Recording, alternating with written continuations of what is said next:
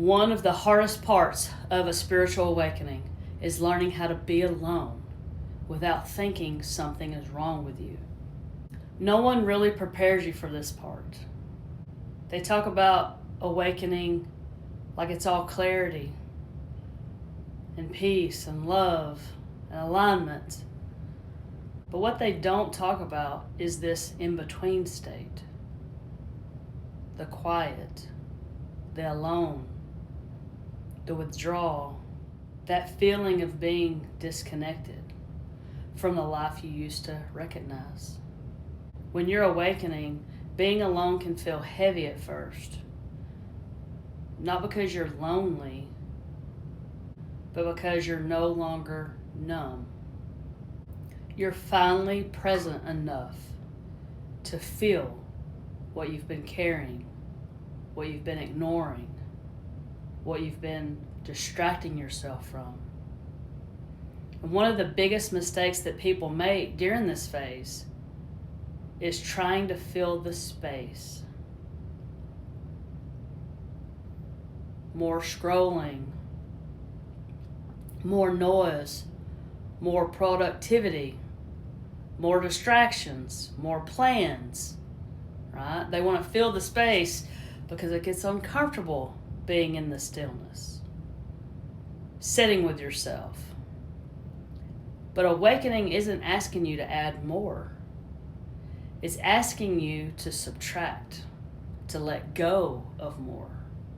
So how do you actually deal with being alone during this season? First, you stop judging it. Being alone right now doesn't mean you're antisocial, you're broken, or even depressed.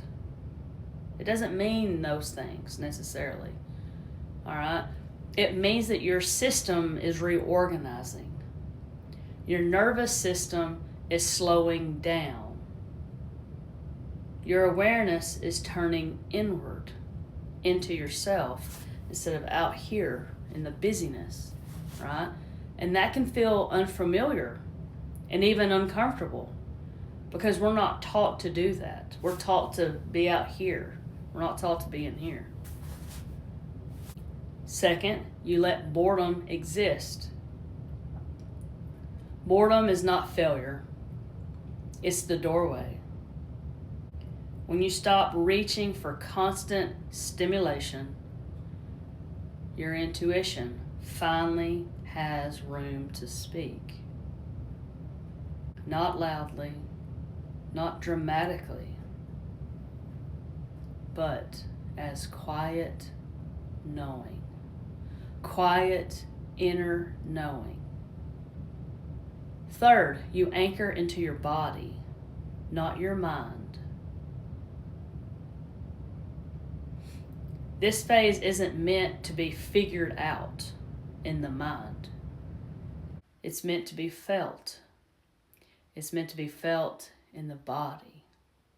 So take slow walks, gentle movement, warm showers, simple meals. Presence doesn't come from thinking your way through awakening. It comes from inhabiting yourself again. It comes from coming back home to yourself. Another thing that people don't talk about. During awakening, you may grieve your old life, old versions of you, old relationships, old patterns, old addictions, old dreams that no longer fit. And that grief doesn't mean that you made the wrong choices. It means you're honest enough to look what's outdated and you're letting it fall away. And here's the most important part. You're not meant to stay here forever in this phase. Okay? This is a transition space,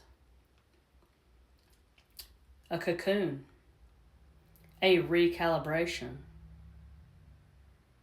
a pause before movement returns. Clearer, cleaner, and more aligned. If you're in this season right now, you're not behind. You're not lost. And you're definitely not alone in it.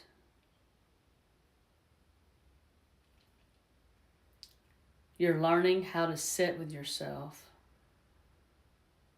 And that's a skill that changes everything. Once you can learn to sit and watch yourself, it changes your life. So, if this resonated, take a breath and know you're exactly where you're meant to be. Exactly where you're meant to be. Like this video if you're learning to trust the quiet.